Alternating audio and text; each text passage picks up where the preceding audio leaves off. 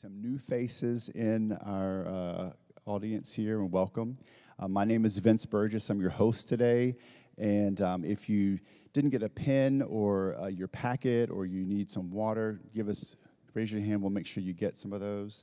Thank you for being here, and we're excited about today's topic, and I will just excited about our panelist today. She's amazing. We're going to have a fun time, a few good laughs along the way. But before we get started, I want to introduce our pen sponsor and our water sponsor. So ironically, I'm your pen sponsor. So let me interview myself today. But no, as you know, one of the other hats I wear, I'm a real estate broker and agent, and so I help you buy and sell homes. So if you need anything, give me a holler. I won't give it a big sales pitch. So, but I have a table over there. It'll reach out if you have any questions. And our water sponsor is the Oscar. Leanne Hartman with the Oscar at Georgetown. It's nice to see all of y'all here. We have independent living, assisted living, and memory care at our community, and we'd love to have you out for a visit, show you around. Yeah. You're so shy behind your microphone. She's not a shy person, so this is great. Also, we encourage you, if this is your first time, we have amazing educational partners over here to your right, my left. These are all resources for you, and we believe in seniors planning smarter as well. Get to know them, amazing folks, before and actually after. We encourage you to stay after, okay? If it's your first time here, bathrooms out here to the left. Again, make sure you've got a packet. And in that packet, the blue packet here, you'll have an action steps inside. You will have a handout from Jan, the Stoneworks benefits. That's going to be very informative. But you also have this page at the end. Please fill this out. It really helps us. We read these. We make decisions based on these, and that will be very, very helpful. So I think that's about it. We also want people to feel welcome here. So just turn around, say hi to some people around you. Say, happy Thursday. I'm glad you're here. And you look handsome and beautiful. Thank you, guys. You can sit down over there.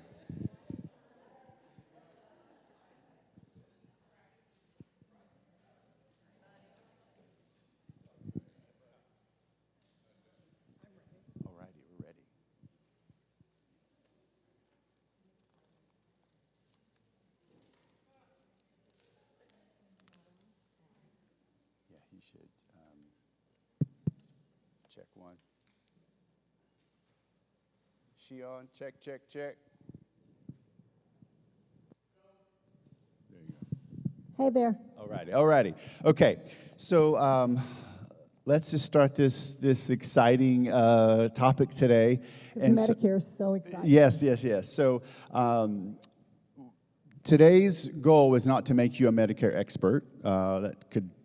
Does that ever happen to become an expert in Medicare? I mean, you probably Unfortunately, are. yes. But it takes a long time. And so the goal today is to have a conversation and to dispel some of the myths, give you best practices, and also for you to walk away with some practical action steps. That's really the heart behind what we do. It's not just to listen to someone talk for an hour, but to really walk away with something practical. We will have a Q&A at the end, so I do encourage you to write your question down, and if you don't want to ask it in the large group, Jan will be at the table in the center afterwards, so please make sure you catch her. So Jan, why don't you introduce yourself and tell us who you are?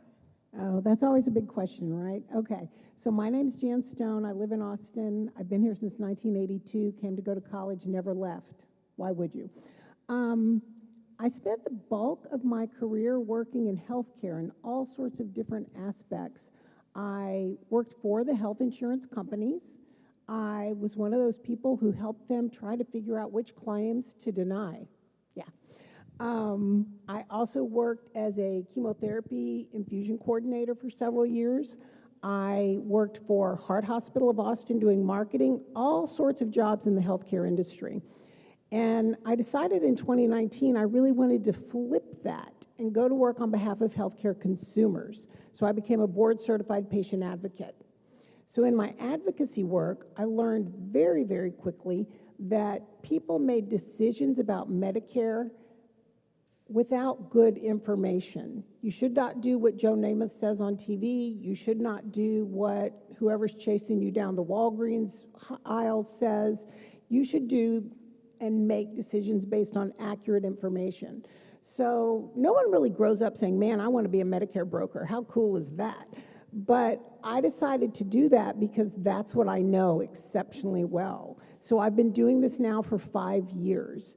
And the one thing I'll get into it, but there's a section on my FAQ that says what to look for in a broker. Make sure you read that, because you want to if you walk away with nothing else, you want to know that you need to work with someone you can trust. So that's me. And in our conversations, I think one of the many things that impressed me with you, Jan, is your heart for people, and you said the word advocacy. It is, you don't come from a sales approach. No. You come from contribution and provide value, and that's the heart of what we do here. And that really stuck out to me, and so I really appreciate that. Thank you. You get plenty of salesy people out there, and you're not one of them. No. So how many of you have been on, this is actually a funny way of telling me how old you are. How many have you been on Medicare for more than 10 years? How about 5 years? Okay. How about just in the last year or so? One more question. Yes. Who's not on Medicare yet? Yeah, that's what I thought. Okay. Okay. Good. Me. And how many of you reviewed your Medicare coverage last year before deciding to keep it or change it? A few hands. Okay, so my question to you, why is it important to review your Medicare coverage every year? We only have 1 hour? We only have 1 hour. All right. This is why it's important. I'm going to break this down into pieces because everyone has different types of policies, right? Let's start with Medicare Advantage and why you should review that. Those policies change every single year. The pricing, the doctors on it, the maximum out of pocket on it, the drug plan inside of it, the amount of dental coverage you have, all that's going to change every single year. And your plan may be here 1 year and not here the next. It may terminate. That's one reason to review those plans, right? Medicare drug plans. I have a standalone drug plan. There's 12 of them out there. The prices on those change every year. You may have a tier 3 drug that costs you $40 1 year, and it may go to a tier 1 drug next year and cost you $0. You may have been getting the best pricing at Walgreens, and now you got to go over to HEB because they have better pricing. That's why you have to check it every single year. Medicare supplements, not so much. The premium, is it can go up every year? You bet. It is. So checking on a Medicare supplement is something you can do during annual enrollment because you could elect to switch to a Medicare Advantage plan, but you need to have a very in-depth conversation about it. It's because here's what healthcare is. It's your health, it's your money, and it's your peace of mind. And everyone should review that at least once a year. So what's the annual notice of change? Oh, good. And Everyone why watch does it your matter? mailbox. And why does it matter? Okay, so everyone, know who opens the mail they get from Medicare? Who opens the mail that you receive from your health insurance company? Or do you just throw it away? I think there's a lot of, good for you, there's probably a lot of people who throw it away. So what's going to happen in September is you're going to get a piece of mail, and it's called your annual notice of change. And in that annual notice of change, it's going to have your current plan and what your plan looks like next year and how it's changed. And you really need to look at that because that maximum out of pocket may go from $5,000 to $7,000. The drugs you're taking may no longer be on the plan. Maybe you're someone who gets a lot of physical therapy, and the physical therapy went from $25 to $40. So you need to change it. You'll get one about your drug plan too, if you have a standalone drug plan. These drugs here's your drugs you were on, and here's how they've changed. So they're giving you notice to sort of say, hey, we did our due diligence. We told you it was changing. So that will come in September, and then annual enrollment will be October 15th through December 7th, so that's when you can make the change. But look for it at the end of September. So in that notice of change, is it possible that someone's doctor could not be on the plan next year? Huge. Thank you, huge. I guarantee you probably most of you in here have had a situation where maybe your doctor was in network at some point in your life and then they weren't. Lots of nods, right? Let's talk a little bit about how that works. Yes, you can lose your doctor. And I'll say it depends all day long. If you have a Medicare supplement, Plan G, Plan F, right? Your doctor is anyone who accepts Medicare, period, anywhere in the country. If you have a Medicare Advantage plan, it's like an employer plan, and there is a network of doctors to pick from. If you have a PPO, you have a little flexibility. If you have an HMO, you're going to stay in that network. Now, do doctors pop off and on network all year? You bet, they do. So it's a good idea to check it every single year. Because a lot of times you'll just say, I'm going to stick with this plan because my doctor's on it, and then you find out February 1st they left, right? So it's always important to check that. And so in terms of, physician changes can happen, and how about drug coverage amount or a drug itself? Is it possible drugs kind of come on and off? And Drug coverage can definitely change. So here's what I tell folks about drugs. Drugs are in tiers, right? So tier 1 is generic drugs. How many of you are on a statin? I'm guessing 75% of you are on a statin. Me too. So you're on a statin, you're on a blood pressure medication, you're on a pretty generic antibiotic, tier 1. Tier 2, non-preferred generic. Tier 3 and 4 is where it gets interesting. Tier 3 and 4 are drugs that are under patent. And I can tell you, and I tell everyone this, if they are advertised on TV, they are very expensive. If they are advertised on TV and they sing and dance and there's a color theme, they're super expensive. Not all those drugs stay in those tiers, though. Some drugs will come off of patent and get cheaper. Sometimes the insurance company will say, well, we were doing tons of atorvastatin and we got a great deal on it, but this year we're going to favor rosuvastatin instead and give that one a better price. So yes, your drugs can change. Every drug plan does not cover every drug, okay? Another tip that everyone thinks, and it is what it is, but you may have, let's say you have a Humana supplement. I have Humana Plan F. You don't have to have a Humana drug plan. You go with the drug plan that has your drugs on it. So they don't have to match, guys, at all. No benefit, none at all. But yes, drugs will come often on the plan, and you have to verify that too. Can I give another tip? of course. Another tip. Let's say you need to take a drug and your drug is not on that plan. Your doctor wants you to take it. Does your doctor know what's on your plan? No, they don't. So you may want to take a drug that's not on that plan. Your doctor can actually call the insurance company and say, hey, I need an override. It's called an override. Write that down, yes. What happens is, like me, I always use myself as an example. I have a very weird cholesterol issue, and I couldn't take atorvastatin or rosuvastatin. I had to get on Repatha, the injection. My doctor had to call and say, well, we've tried her on rosuvastatin, and I had a bad reaction to it. And she can't take atorvastatin because it's too similar, so I need to put her on Repatha. And we want it to be treated as an in-network covered drug because she has to take it. And they go, oh, you've done this? Great, we'll put her on Repatha. So push it back to your doctor and say, hey, I really need to be on this drug. Can you make a call and get me an override? It may not work, but it's always worth a shot. That's good. That's so good. So how about prior authorizations? Like if a plan is changing, but you have an authorization to see a specialist for so many months, how does that pan out? That's a good question, especially like, let's say you started physical therapy December 15th, and your plan's changing, and you need to do it for the next 12 weeks or something. There's something that, I can't remember the exact wording, But a lot of times, I'll use cancer treatment. Chemotherapy is the best example, okay? Let's say you're on a Medicare Advantage plan and you have authorized treatment and it started December 15th and you're changing plans for whatever reason. They have to keep treating you if you are mid-treatment, okay?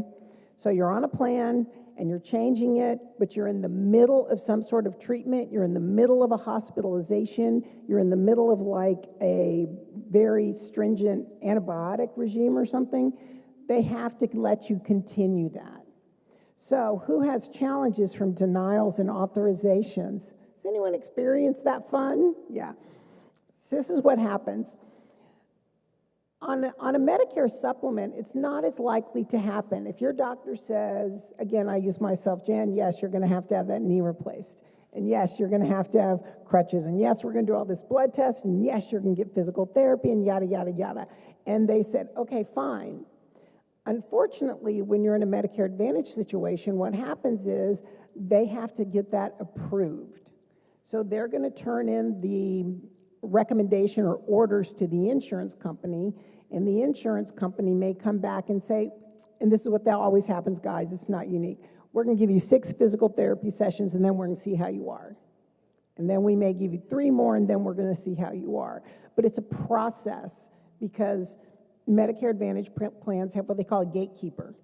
I'm going to keep an eye on everything up here and make sure everyone's following the rules. It's a gatekeeper. So you do have to go through an authorization process for things that often seem really simple.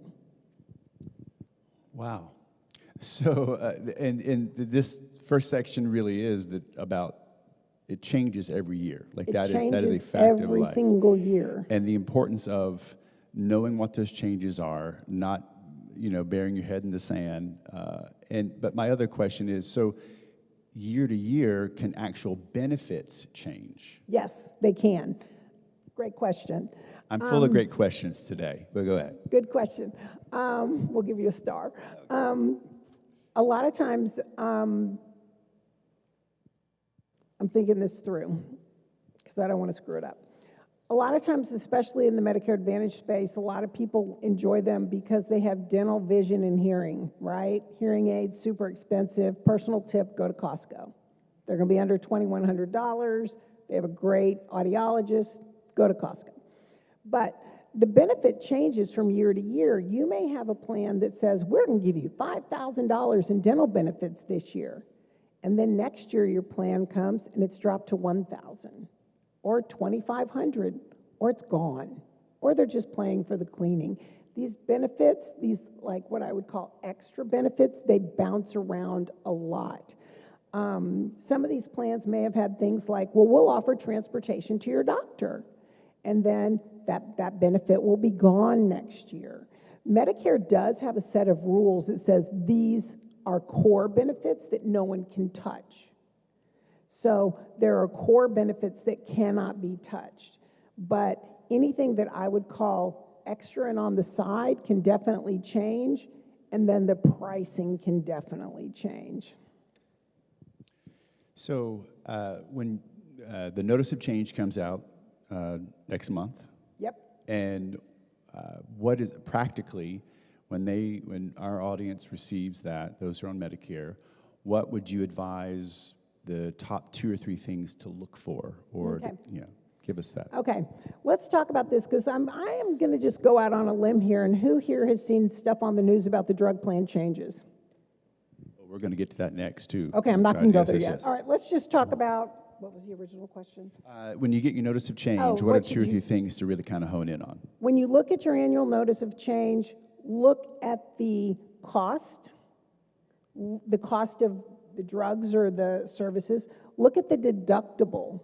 Deductible says, how much am I going to have to pay out of my pocket first before I get that benefit for something? Look at the deductible. And then look at the providers. Are my providers still here? Because you want to know how much it costs and can I still keep seeing the doctors I want to see? Those are the 2 most important things. So, again, this first section about constant change, like it can feel, just from me hearing what you're saying, and it feels could be overwhelming It's incredibly overwhelming. It's incredibly overwhelming. Is it meant to be that way? Is it designed Oh, to be that's a that tough way? question. Or no, we don't go there. Sorry, bad question. Tough question. Is it designed that way? How many of you in the audience think it might be designed that way? I'm getting lots I of think the most frustrating thing is that when you take something essential like healthcare and you turn it into a commodity, it gets difficult. It just does, right? It's very overwhelming. The other problem, and I talked to Virginia about this, is you may call Medicare to find out what's going on, and if you talk to 3 people, you could get 3 different answers, right? You won't necessarily get the same answer from everybody when you make those calls. I'm going to say that the most important thing to do when the confusion comes is ask for help, okay? No one likes to admit they can't do something, right? No one likes to admit that. No one likes to say that this bested me. It's gonna best you. Like, you're gonna lose this battle. It is a tough one. So ask for help. Ask for your kids, your neighbor, the nice kid who sits in front of you at church every day. I don't care who it is, but find someone who is able to say, for you to go to them and say, am I understanding this correctly? You don't have to say you don't understand it, right? You can just say, do I understand this correctly? Can you help make sure I understand this correctly? That will make a big difference, because I always say, you know how someone will ask you, like, for me personally, like, oh, what do you think's going on with so-and-so? And I'm like, well, there's reality and there's my opinion, and they are not the same. So same thing with this. You want to make sure you're interpreting it correctly and ask for help. And as you were talking, one of the things I was thinking is, in a culture of change and potential confusion, it's a ripe opportunity for, and we'll go into this later, scams, the tapping into people's fear of, I don't know, and so, somebody swoops in with some, woo, and then you get bamboozled by it, and so that's very real. I mean, and again, we can talk about scams and things later, but it feels like with the constant change, how important it is to find somebody you can trust that knows what they're doing, that is an advocate for you. So yes, you do have to find someone you trust, and I'm super transparent about this, guys. Anyone who sells you a Medicare Advantage plan is making double the commission than if you bought a supplement, okay? They like to sell those plans. They make a whole lot of money. Would I like to make a whole lot of money? Yes. Would I sleep well at night if I went about it that way? No, not so much. So you really want to make sure you're talking to someone who has your interest at heart. If someone comes up to you and wants to review your plan and they don't want to talk about your drugs, your doctors, whatever kind of, let's face it, none of this is getting any healthier, right? So whatever physical conditions you have going on, they need to take that into consideration before throwing a plan at you, right? So you want to make sure you're speaking to someone who takes you into consideration as an individual, your healthcare needs, your budget, your peace of mind. I know people who are like, well, I'll see any doctor on this side of I-35, but I'm not driving over to the other side. That makes sense to me. I get that. So make sure you're speaking to someone who gets that too. Right. So speaking of changes, we've got some prescription drug changes coming, and I've seen articles, and oh my goodness. So talk to us about what are the biggest changes coming up in this next year? Okay, no one can put this in writing. This is just Jan's perspective. One of the things that is for sure that's changing is this calendar year, your drug deductible was $615. It is going to be $700 next year. Now, does that mean you spend $700 every time you buy a drug? No, that's a different detail, but it's going up. The other thing that's changing is there's a maximum out of pocket. How much am I going to spend on my drugs if I cap out? This only applies to 13% of the population, so we're going to be cool about this. But it's going from $2,100 to $2,400. I've never met a Medicare dollar that didn't go up every year. Have you? No. So The other drug change is everyone's like, oh my God, they're taking the drug plans away. All the drugs are going up. My premiums are going to skyrocket, yada, yada. In 2024 and 2025, there were subsidies in place that were given to the insurance companies to help pay for the cost of the drugs. And part of that was because of the Inflation Reduction Act, which is the one that did away with the donut hole. Who remembers donut hole, right? Did away with the donut hole and brought that cap of spending down. I'm spending less now than I was before. And the insurance companies, they take on more of the cost. And the government said, we're going to give you some money to help pay for that. But they're taking that away in 2027. So everyone's like, my drug plan's going away, yada, yada. Here's what's going to happen. Are you going to see an increase in premium? Probably, okay? It may be little, it may be big. I don't know yet.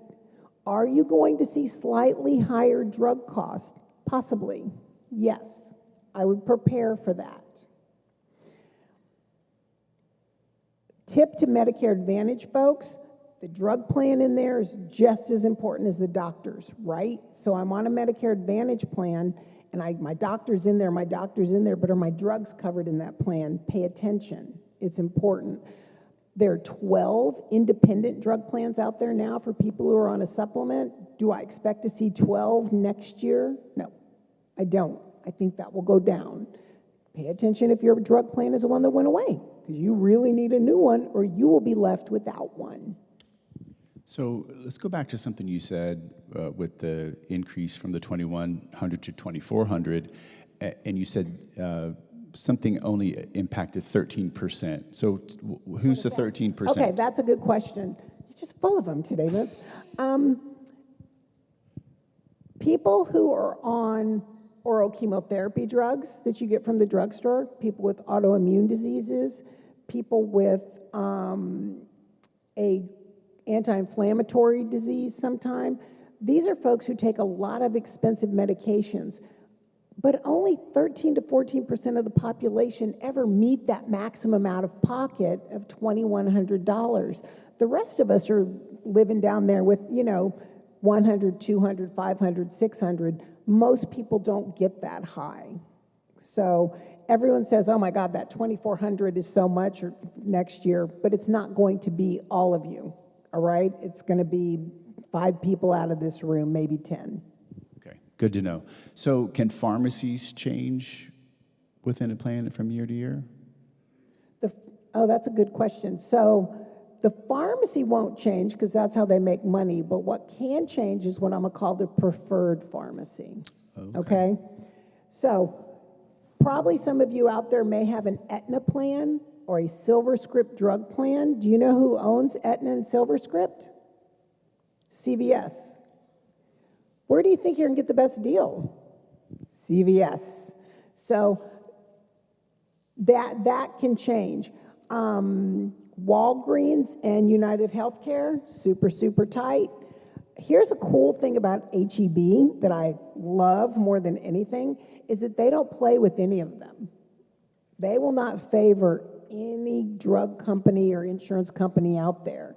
So their pricing is always very good. Costco is very good. Walmart can be really good if you have a Humana plan. And so with the others.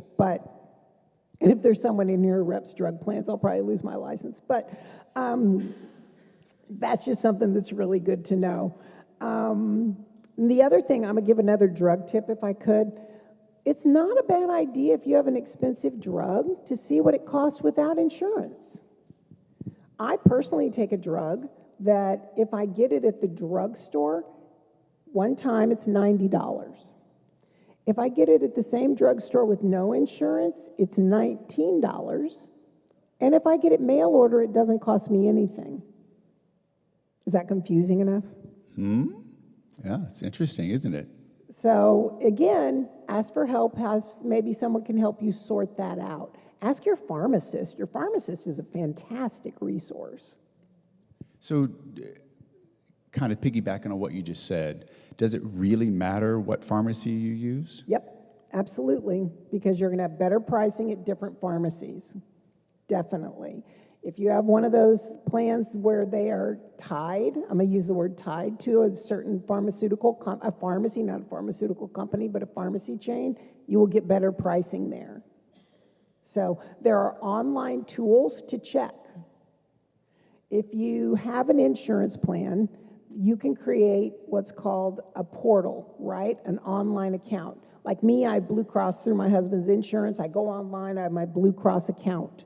I get a new medication, I go to my online account, I type in the name of my medication, and it will tell me which pharmacy and how much I pay by pharmacy, which is pretty cool. You can also just call the 800 number on the back of the card, and they should be able to tell you.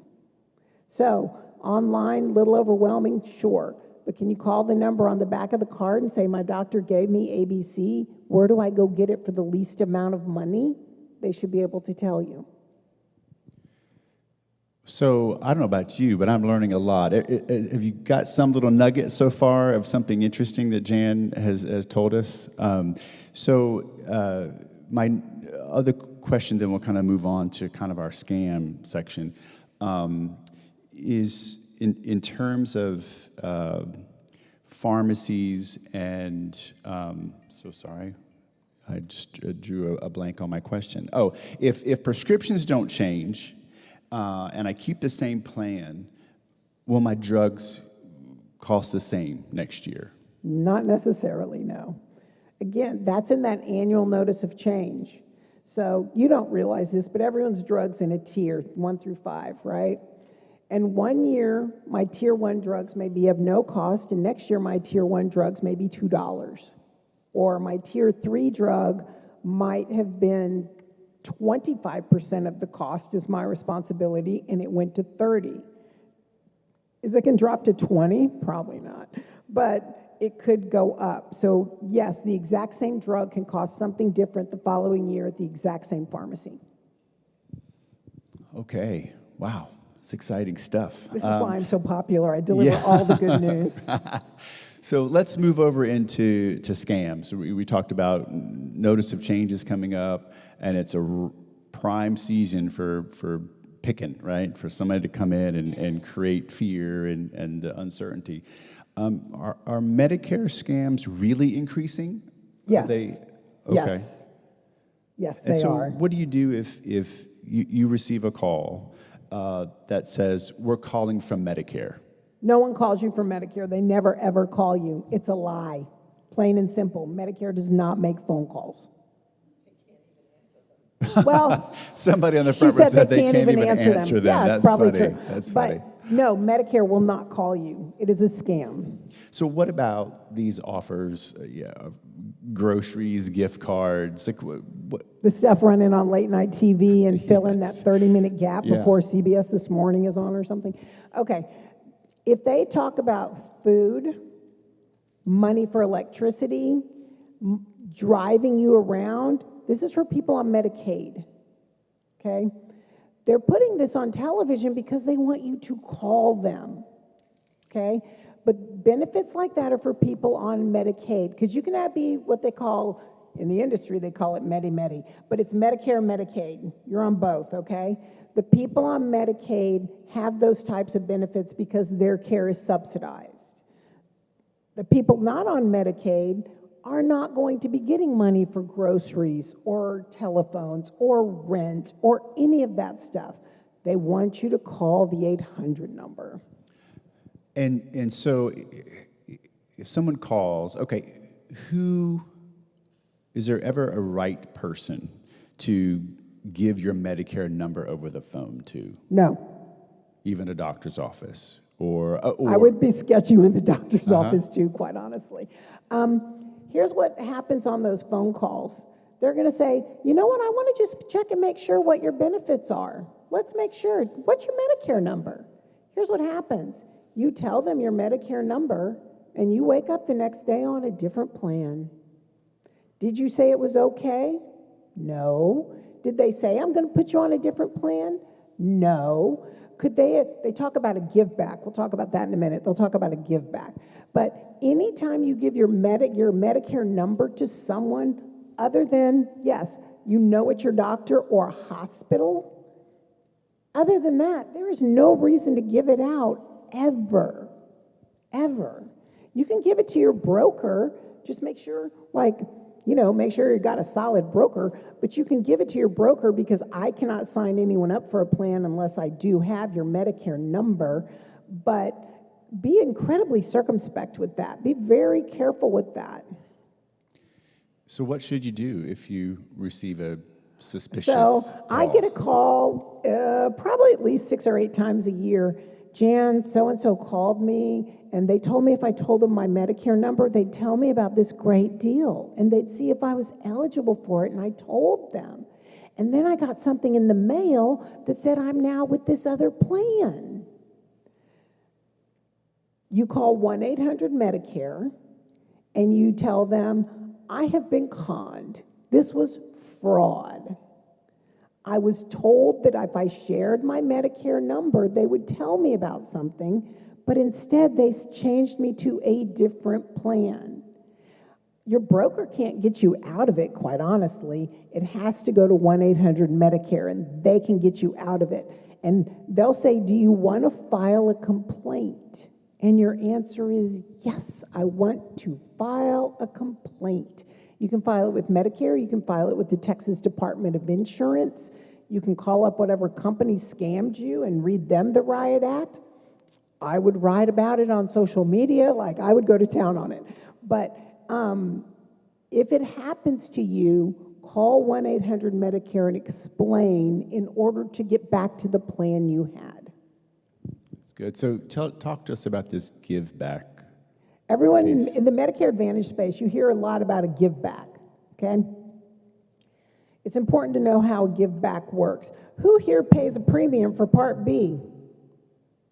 Oh, you all do. You may not know it, but you all pay a premium for Part B, okay? A lot of times in a Medicare Advantage plan, they'll say there's a give back. The give back says that this insurance company is going to put some money towards your Part B premium, and you'll have extra money, okay? So basically it comes in one of two ways. They either, if you're paying your Part B premium through Social Security, they'll pay it for you and you'll get a little extra money in your Social Security, okay? The thing with the give back is you can have a give back, but your maximum out of pocket could be a whole lot higher. So on a give back plan, a specialist may be $70, and on a non-give back plan, it may be $30. And the give back money ranges from $2 for real, there's a plan out there with a $2 give back, up to about $90. And it may work for you or it may not, but just make sure you have gone through all of the pieces so you understand it. But you'll hear the term give back thrown around a lot. Wow. This is such good stuff. Thank you, Jan. It's kind of like peeling back the onion, right? And it can make you cry the more you peel it back. In terms of kind of the biggest mistakes that you're seeing people make, I wrote a few of these down. It's throwing away Medicare mail. Just keep the mail. I know it's horrible, but just keep it and open it. Missing enrollment period. Timing is critical, so critical. Here's the deal. So October 15 through December 7 is where you can make changes, right? You cannot make this on December 8th because you forgot. You cannot do this on October 14th because you're not going to have time later. It's important to do it then. You guys who don't have Medicare yet, your window's important too. There's a lot of limitations and constraints that can happen if you don't do things on time. Everything with Medicare is timing. Everything. Okay, that's good. Another mistake we see is not checking drug costs and not realizing pharmacy choice matters. Pharmacy choice matters so much. And I know it's a pain, but do it from home. Like I said, call the 800 number on the card. I need to get this particular drug. What's the best pharmacy for me? You could get someone really flip on the phone who's like, man, they don't really give you a good answer. Call back. and get a different person because you can get a better answer. You can also call your broker. Sometimes your broker can be a huge help for that too. Your broker, here's what my thing on broker that I always say. You don't want one who's gone before the ink is dry. You need someone who's going to stick with you month after month, year over year, and be there to answer your questions. Are there a lot of them out there? There's a fair amount. Are there more that are not? Yeah, for sure. But check with your broker as well, before the ink is dry. But pharmacy matters tremendously. Is another mistake about people thinking it's easy to switch from Medicare Advantage to... Oh yeah, let's talk about that. Yeah. And for you guys who have obviously been on Medicare for a while, you know this. So this is much more for people who are new at the game, okay?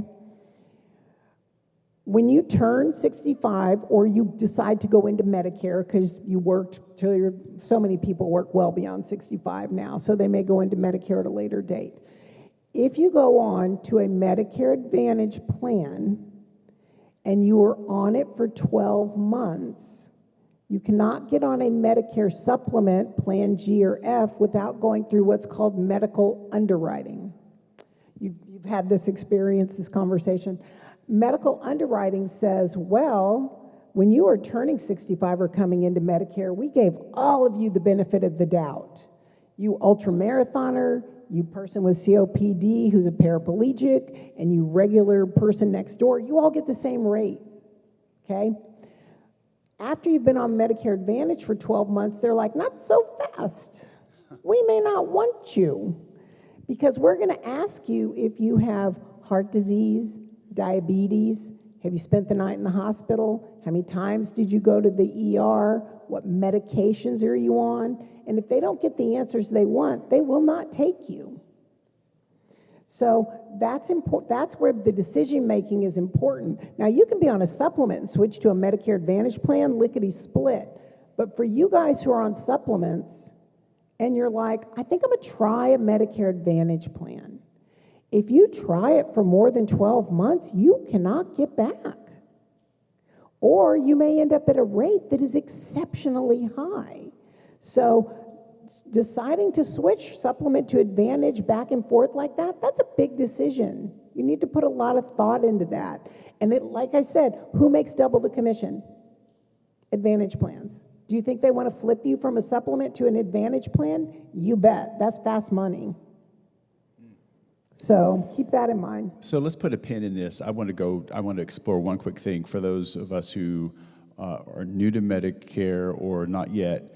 High level, speak to the layperson here, supplement plan Advantage.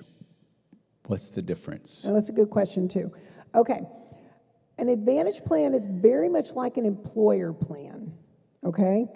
They typically this year have 0 to low premiums. I expect that to change. And you pay for your care a little. I pay $70 for a specialist. I pay $45 to go to PT. I pay for the first 5 nights of the hospital at $325 a night, a little. And there's a maximum out of pocket, and I have to spend up to that before I'm covered at 100%, right? So if I don't go to the doctor but twice a year, this can be fantastic. I didn't spend anything, right? Primary care is usually no charge. And my drug plan is embedded inside of it. It lives inside of it. And I have a select group of doctors I can go to, and it's geocentric. This is a big one that people don't realize. It's geocentric. Geocentric means that I have a Medicare Advantage plan in Central Texas, so I have Travis Williamson and usually some third county. Hayes County is usually the third one. I am limited in my geography of in-network doctors by these plans, by these constraints.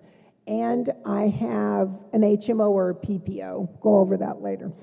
A supplement says, I pay a premium. It's going to be a decent amount of money. If anyone has a premium in here, you know it. You pay a pretty decent chunk of change for that. I would say turning 65 in Travis County for a man, you're looking at anywhere from $140 to $210 a month, okay? For that, I can see any doctor in the country who accepts Medicare, And I have a one-time-a-year deductible. This year it's $283. And after that, all my care is covered in full, which is great if you can afford the premium, right? It's great if you can afford the premium, but not everyone can. There's no better or worse plan. There's just what's right for you.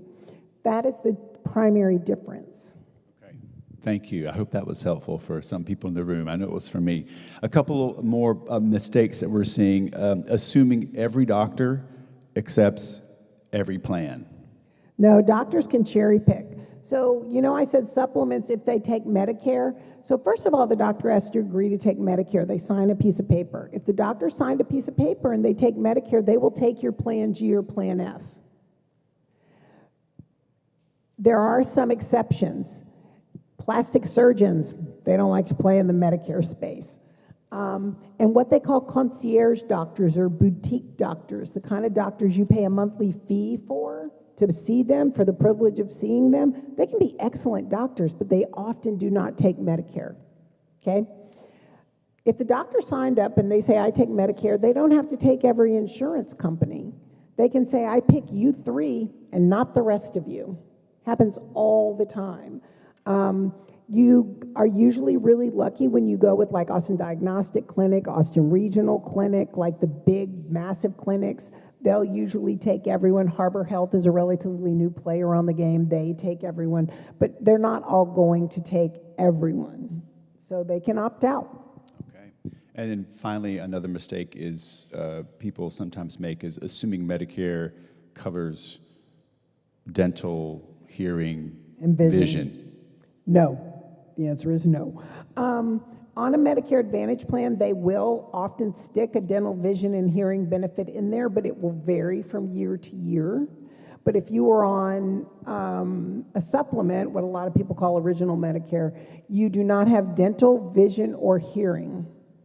So you have to either pay for it on your own or buy a standalone policy. Do not look for a vision policy. You are not going to find a good vision policy. Costco, the Vision Place at Target, and Warby Parker. Those are your best bets on vision, for real. Hearing aids, you're not going to get a great deal on that either. Here's how you manage the dentist, though.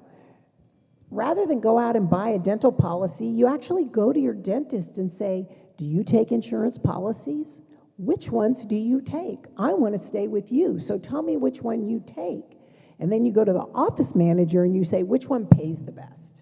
Which one covers the most? And you back into your choice of dental coverage. That's good, because dentists can be expensive. By the time you're our age, you kind of know if you have good teeth or bad teeth, right? So plan accordingly. So this last section is sort of when to ask for help. And sometimes it's not always, it's maybe more than what plan should I choose? It's like what life changes really precipitate me to ask for help and make a change potentially. That's a good question. Are you seeing that happen kind of in the day-to-day of things? I do. There are certain situations where you can make a change, and in many situations where you should. Who moved here because of their kids? Yeah, you moved here because of your kids, right? Where you were living before, you could have had a Medicare Advantage plan. Remember how it only works in certain counties? It's not going to work when you get here. You got to get a new one. It's also a great time to get a free pass into a supplement if you want. Because the way the law works, if your Medicare Advantage plan goes away, meaning they quit offering it, or I moved away and that plan's not available anymore, I can get to a supplement even if I'm a paraplegic who smokes a pack a day. So that gives you that opportunity to make a change. Another opportunity that you should look for is when you move into assisted living. So you're living independently. Like I said, no one has the fountain of youth in their backyard, and you end up moving to a situation where you have assisted living, you have medically supported living. In that instance, you can change plans. Because a lot of times when you go into assisted living, they have a doctor who's in residence there, sort of, and you got to make sure that doctor takes your plan. They have in-house physical therapy. That physical therapy company may not take your plan. So when you move into assisted living, you need to do that. And if you're going to leave Austin and go move to wherever the kids are, right, it's a good time to look at changing plans to see if it's going to benefit you to do so. You're so full of knowledge there, Jan. I love it. I love it. So I've got a few kind of life situations I'm going to go through, and then tell us, should this trigger a Medicare conversation and why? It's like a game show. Yes, it is. And I just need some game show music, and it will be totally it. So a new diagnosis. Ooh, a new diagnosis. A new diagnosis, if you have a new diagnosis and you have a Medicare Advantage plan or a drug plan, I would definitely think about making sure you check it at the end of the year during annual enrollment, because there may be a specialist on there that you can't get to in your plan. So yes, I would definitely do it for that, or a unique medication. Wow, did you see my paper? I can't read The next that one was far. expensive medication. If you've been assigned it, kind of prescribed that, would that trigger a conversation? It will trigger a conversation knowing you can only make that change during annual enrollment. That's it. If you get a new diagnosis in, June and you need a medication that's not on your list, you ask for the override. We're going to have pins, ask for the override, so write that down. So how about moving or traveling? You kind of did touch on this already. Moving, so and traveling. Traveling is important. I'll tell you why. On a Medicare plan, if you have an HMO or a PPO for that matter, when you're traveling, it will cover you for emergency care. If you're going somewhere for a period of weeks and you have a PPO, you can call and say, I'm going to see the kids in California for 6 weeks. Tell me what doctors are in network. I want you to know, yada, yada, yada. You may be able to see a doctor. You would pay more, but it would be in network. If you're in an HMO, you're out of luck. Moving.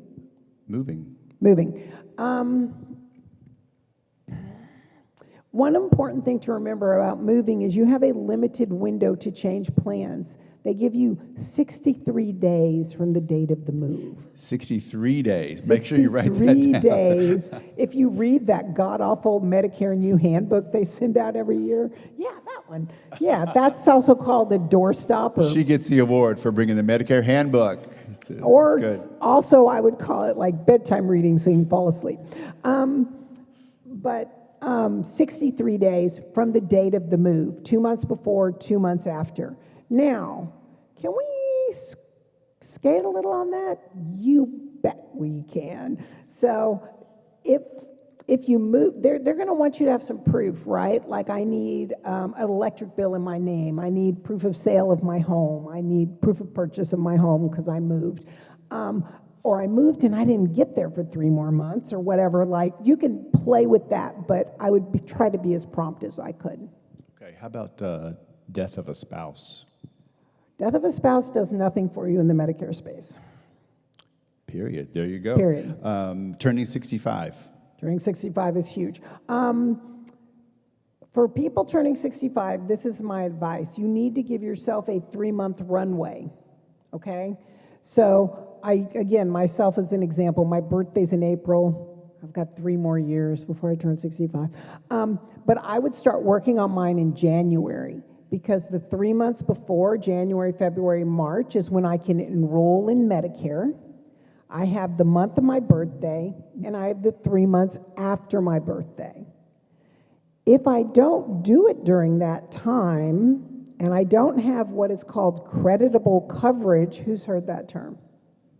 Tell us what creditable coverage is. Tell us what creditable coverage is. Creditable coverage says I am working past the age of 65. I am insured by my company.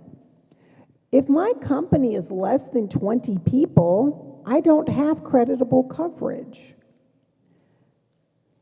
I need a company over 20, and I really need to call HR and say, is this creditable coverage? Jan says I need to know. And if you have creditable coverage, you're cool. If you don't, you're going to pay a penalty. I'll give you an example. The penalties suck. So the penalty says, I turned 65 in January, and I thought I had creditable coverage, so I did not sign up for Part B. I got Part A because it has no premium, so let's get Part A. Who doesn't want secondary hospitalization insurance, right? No premium, let's go get it. But I didn't have creditable coverage, and I went on my non-creditable coverage for 24 months. And when I went to go sign up for Part B, because I was ready to transition to Medicare, my Part B premium penalty is 20% per month for the rest of my life. 10% per year. Oh, goodness. I had a guy, unfortunately, he used the VA. He didn't have TRICARE for life, but he used VA benefits, right? He waited 13 years. His penalty is 130% per month on his Part B. But guess what? It's cheaper than paying for his own care. Timelines are really, really important. So I think you've touched on this. So how about retirement? What kind of conversation should I have if I know I'm going to retire, but maybe I'm not 65 yet? Okay, so the one thing I would think about is how much is it going to cost me? Okay, so people, you wouldn't believe the number of people I talk to who say, I thought it was free. I'm like, oh, you're so silly. But what you need to do is plan for it. So there's 3 things in life you're never getting out of: death, taxes, and your Part B premium. There's no escape. So you budget for your Part B premium, and you know it's per person, okay? It's not coupled with a family the way other insurance is. It's an individual. So you and your legal spouse will both have to be paying a premium. Then I got to look at, what is medical care going to cost me?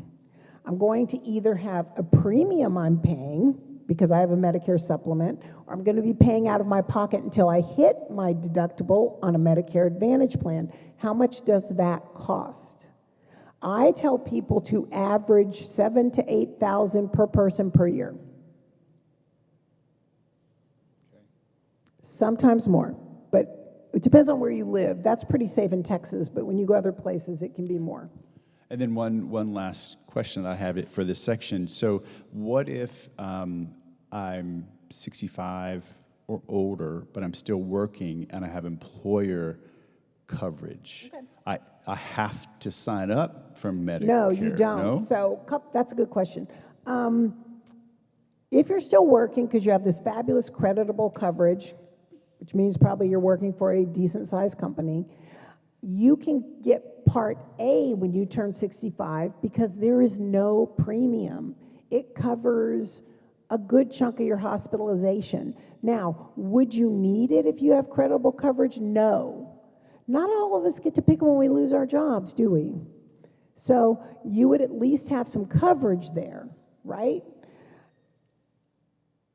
If you're looking at retiring and leaving your job, you want to give yourself a 6-month window to get everything set up. You want to make sure that you have A and B, because you can't get on anything until you have B. Here's an interesting tip. So when you're turning 65 and you can apply online or over the phone, they're going to issue your Medicare number lickety-split. If you wait until after that 8-month period, they're going to be like, you're not my priority. It's the people turning 65. And if you apply online for Part B, it can take 5 to 8 months. You don't need that, right? You have to trot yourself down to the Social Security office and do it. But you want to have a conversation. But when you're going to retire, 6-month window. Okay. Start having the conversation. Good. This is great information. So let's land the plane here. And of the 4 or 5 topics we've talked about, I want you to give us sort of a key takeaway for each one, right? So the first one is your annual notice of change. What's the one thing you want people to take away from practically today? Read it, and read it with someone who can help you interpret it. Okay. How about the drug coverage changes coming up? Pay attention. Read about it. Don't read all that alarmist stuff in the paper. The best resource for this stuff is ssa.gov or medicare.gov. Go to the source. Is it dry and boring? Yes, it's very dry and boring, but it's an accurate source. Okay. Medicare scams are getting smarter and more frequent. Yes. What's your feedback for that? If you don't know who's calling, don't answer the phone. They'll leave a message, they'll text, or they'll call back. But if you don't know who's calling, I just say don't answer the phone. And if you pick it up and you hear that weird buzz in the background because you know they're in a call center, hang up on them. Yeah, usually you can tell if you say hello and there's a break Like a of 2 or pause 3 or a seconds. buzz, There's yeah. some auto dialer that's connecting you with somebody that's not in the United States. And so the biggest mistakes people make. What's the biggest thing you're seeing people make right now in terms of mistakes for Medicare? Sorry, I No, it's caught okay, you I off gotta guard. think about that, I have to sum it up. Sure. Do your homework. Know which doctors are in network, know which medications are covered, know what is, every single insurance company out there has a preferred pharmacy. Know who your preferred pharmacy is. Or go to HEB, because they level the playing field, but. So I vote for HEB because you could get fresh hot tortillas and go to the pharmacy. So, and lastly, I'm getting hungry now. And lastly, when should you ask for help? The minute you think you might need it. Yeah. Might. And I speak from experience. My mom's 85. I'll give you one. This is a funny story, and I know you'll be able to relate. So my mom, she lives in independent living in a place where they have a continuum of care, right? She can go all the way through memory care. We hope she doesn't get there, but it's there if she needs it. She called me the other day because she lost her car keys. She still drives. I won't ride with her, so I don't really know if she should. But she lost her car keys. And I said, well, I'll come over and help you look for them. And she's like, nope, I don't want your help. I would rather pay to have my car towed and have them make a new key. Because no one wants to ask for help, because that's how she retains her independence, her agency, and that's important. But when it comes to your health, ask for help. Yeah, and I think that's such a great place to land this seminar. And we've had other situations where, you know, folks have gotten scammed on some repairs or new roof or whatever, and then there's a sense of like, man, I should have asked for help. I feel a little bit ashamed. I feel a bit embarrassed. But push through that and ask for the help, and there's no shame in that. There's a really good way to go at it, is you say, if I'm going to ask you for help because that will help me save money for your inheritance. So you just tell your kids, I need some help so there's more money in the bank later for you. So help me figure this out. My guess is they might be motivated to do so. That's good. So we're going to have a time for Q&A here, so you can continue to pick Jan's brain. If your question is too specific, we'll probably just say, hey, she'll be at her table here in the middle after. But we do want to encourage Q&A. There's something else I was going to say. I forgot what it was. But anyway, let's just go for it. So I will, I've got a mic runner. Thank you. So if you have a question, raise your hand. And I actually have two, so I'll just do one right now. On the Medicare, the drug plan, after you've picked your company between October, November, and December, then all of a sudden they've taken a drug off. They've changed their formulary after you picked and it was there. What recourse? Override. You ask for the override. And seriously, that's about it. Oh, another thing. Never hurts to check pharmacies in Canada. If you happen to go to Mexico, they have a lot of drugstores down there. Don't be afraid to shop around. On the paperwork, you were going to discuss IRMA. IRMA. What would you like to know about IRMA? Well, I'm hearing about it more now, and so Okay, I'm gonna it can give be a you- shock to most people if they've never heard of I'll it. give you an IRMA summary, not your favorite aunt by any stretch. IRMA says that every single year, Medicare is going to look at your modified adjusted gross income on your tax return from 2 years ago. IRMA says that incomes fall into different brackets, And if you earn over a certain amount, you will be paying more for your Part B and D, okay?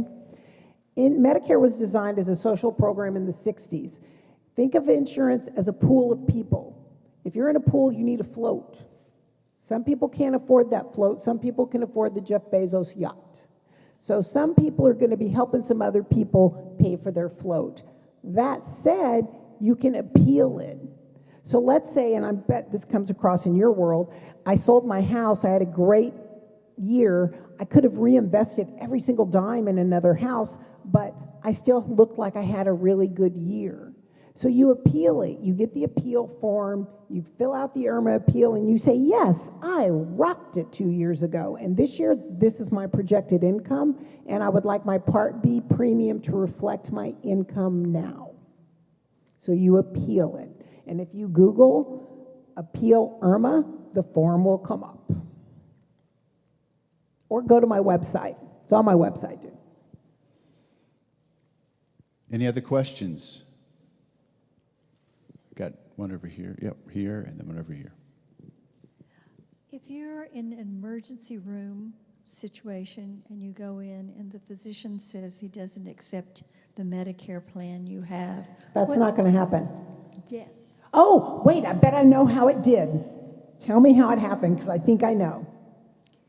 The doctor just informed us that he did not Was accept it a Medicare. freestanding emergency room not attached to a hospital? No, it was attached to a hospital. Which hospital, where? I'd rather not say. I don't want to Fair, scare people. fair. I don't want to Okay. scare people.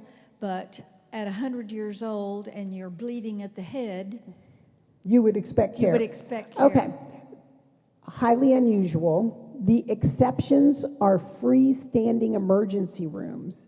You want to go to if you have to go to a freestanding emergency room, meaning there's no hospital attached to it, it better say St. David's or Ascension on it, or Baylor, Scott and White. But if you go to one that says ABC emergency room, they can opt to not take emergency visits.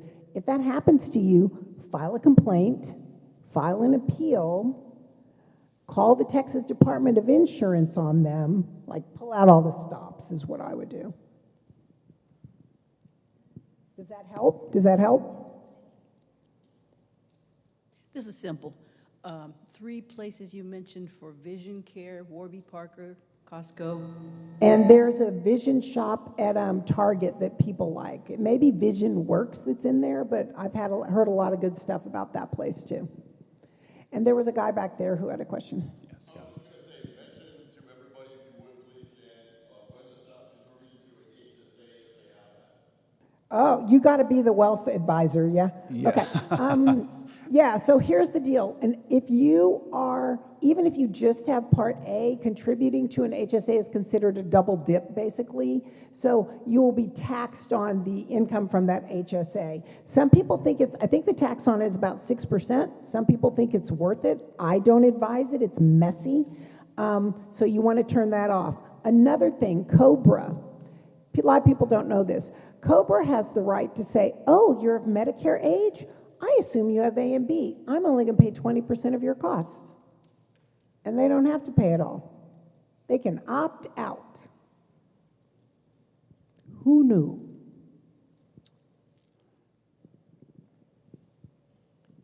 Okay, this isn't to be a sales pitch for you, but it's a question. So what does a Medicare broker do? What does the Medicare broker do? You know, and I am not a salesperson, so I rarely talk about this. So a Medicare broker sits down with you, goes through the options of supplements and Medicare Advantage plans, helps you narrow it down, and signs you up for it through them. That's how you make money. I sold a plan, I got paid, okay? So that's what they do, which is why you want a broker who represents all the plans out there. If you sit down with someone who just represents A and B, you miss the rest of the alphabet. You need someone who represents all of it. I will also tell you, FYI, insurance companies in their infinite wisdom have decided to stop paying commissions or contracting with brokers for drug plans. So you will have a very hard time finding someone who will help you with a standalone drug plan. If it's in your Medicare Advantage plan, they'll help you because they make a commission on the Advantage plan, right? But if you have a standalone drug plan, it's not going to go so good, and you need to go to Medicare.gov and shop it yourself. I do a thing where I call Teach Them to Fish, and I go through it with you when you're brand new to the game as on a supplement, and then I teach you how to do it on your own going forward. Thank you.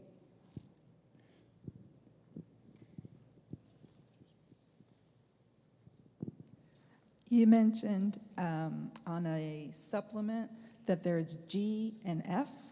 Briefly, what are those? That's a good question. I just assume everyone knows.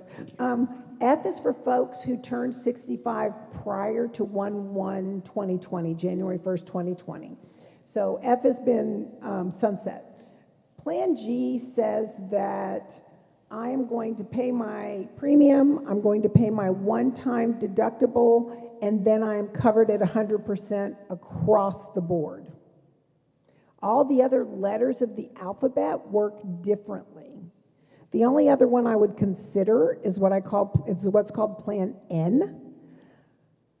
Plan N says that my premium may be $30 less a month, but when I go to the doctor, I'm going to pay $20, and when I go to the ER, I'm going to pay $50. I guarantee you someone in this room is going to hit the doctor more than once a month at some point in your life, and that plan will no longer pay for itself. It's up to you. If you can put that money in your pocket and have it for when you need it, great. But you need to be prepared for that. What letter are we down to now for plans? Is it past? G and N. G and N. Okay, just curious. Any other questions? Yes, ma'am, at the back. There's an A. It goes from A to N. A to N. Okay, there you go. Any other questions? Yes, ma'am.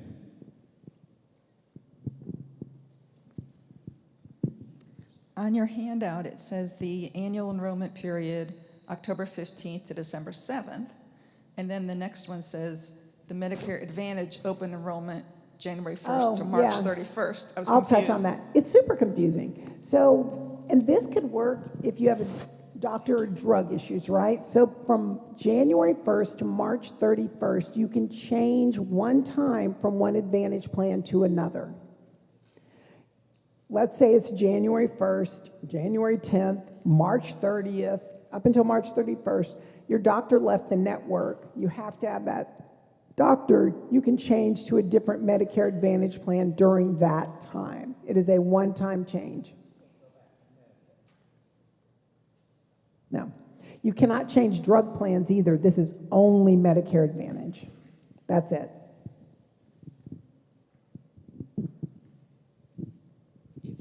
Out of the area, can you switch from an Advantage plan that you've been using to a supplement plan?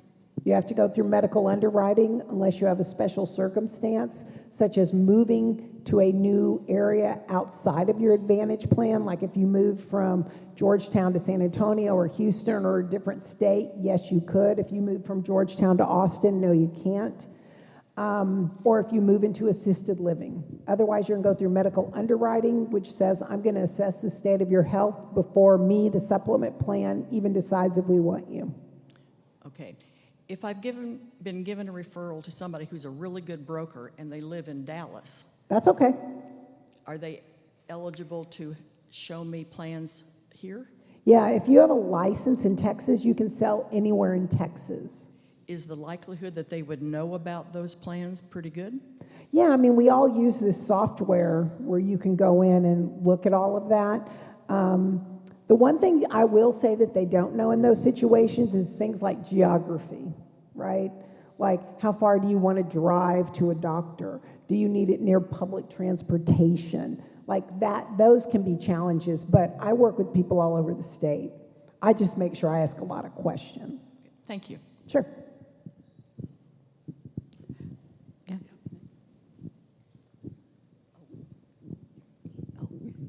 Could you talk about formulary exceptions? Is that what you mean by an override on a Yes. medication? Ooh, Okay. formulary. She's on it. No, I've been Okay. through it.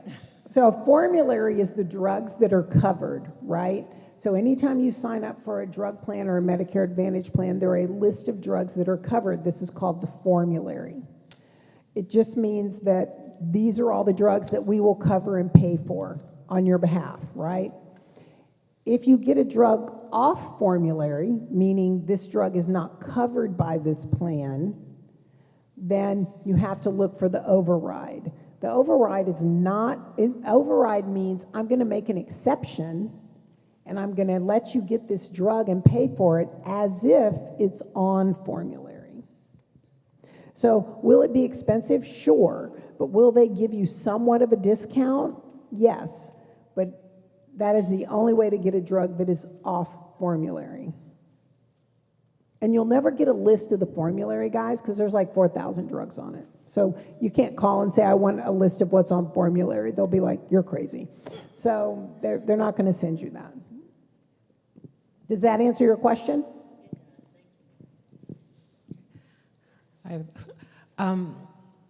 Do Advantage plans actually differ?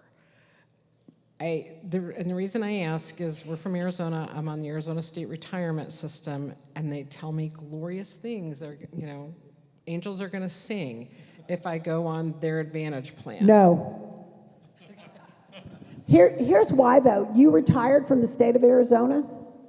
I've never run into someone on a state retirement plan that could get a better deal on an Advantage plan locally. You'd have to have a pretty crummy plan.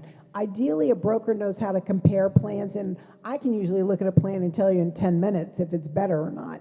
But state employer plans are typically excellent. People come to me and they're like, well, I retired with the state of Texas. I'm like, we have nothing left to talk about. You could leave now. Like, there's no conversation to be had.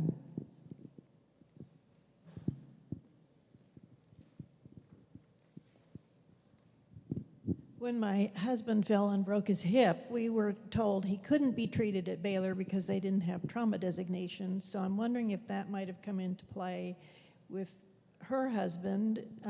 They may have presented it as Medicare's not going to cover it at this hospital. That's illegal to present it if Medicare is not going to cover it in that scenario.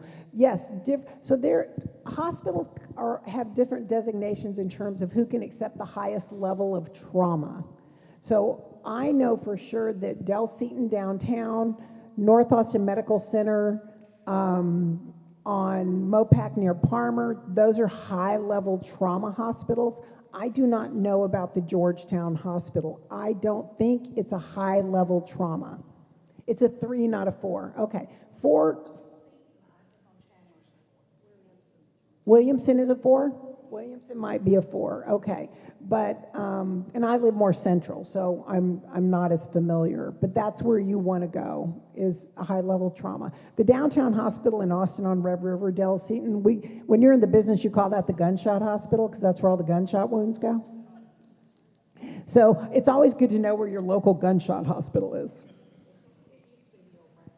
That's exactly right. It's Old Brack. I'm a Brack girl. Yeah. Okay, any other questions?